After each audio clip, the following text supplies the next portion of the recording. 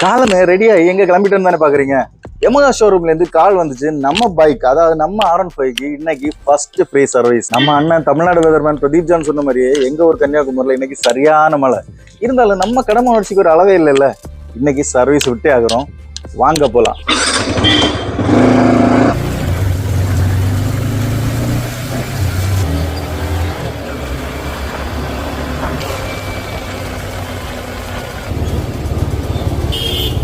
நாம இப்ப போயிட்டு இருக்கிறது குளித்துறையில இருக்கிற ஐஸ்வர்யா மோட்டார்ஸோட யமஹா சர்வீஸ் சென்டர்ல தான்.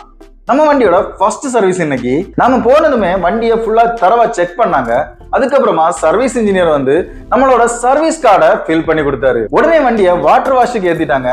ஒரு 5-10 நிமிஷத்துல வாட்டர் வாஷ் கம்ப்ளீட் ஆயிடுச்சு. உடனே உள்ளாடி இருந்த ஒரு மெக்கானிக் வந்து வண்டியை உள்ளாடி ரேம்பில் ஏத்திட்டாங்க. நம்ம ஃபர்ஸ்ட் சர்வீஸ்ல மெயினா பண்றது என்னன்னா ஆயில் சேஞ்ச் பண்ணுவாங்க, செயின் லூப் பண்ணுவாங்க.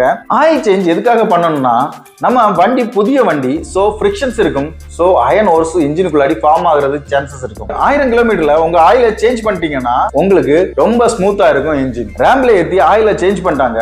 அதுக்கப்புறமா செயினை வாஷ் பண்ணி செயின் லூபும் அப்ளை பண்ணிட்டாங்க. இப்போ வண்டி எஃப்ஐ ஸ்டேஷன்ல கனெக்ட் பண்ணிருக்காங்க. கனெக்ட் பண்ணி வண்டியில என்ன கம்ப்ளைண்ட்ஸ் இருக்கா எல்லாம் ப்ராப்பரா ஒர்க் ஆகுதான்னு டயக்னைஸ் பண்றாங்க. இதோட ரிப்போர்ட் நமக்கு கொடுத்துருவாங்க. இப்போ நீங்க ஸ்கிரீன்ல பாக்குறதா இதோட ரிப்போர்ட். இப்போ ஃபர்ஸ்ட் சர்வீஸுக்கு எவ்வளவு காசு ஆச்சுன்னு தெரிஞ்சுக்கணும்னா எனக்கு டிஎம் பண்ணுங்க, இல்லைன்னா கமெண்ட்ல கேளுங்க. நானே உங்களுக்கு எவ்வளவு ஆச்சு, என்னென்ன பார்ட்ஸுக்கு என்னென்ன ஸ்பேர், லேபர் எவ்வளவுன்னு ஃபுல் டீடைலா சொல்றேன். உண்மையை சொல்லணும்னா ஐஸ்வர்யா மோட்டார்ஸ்ல சர்வீஸ் ரொம்ப ஃபாஸ்டா பண்ணி கொடுத்தாங்க.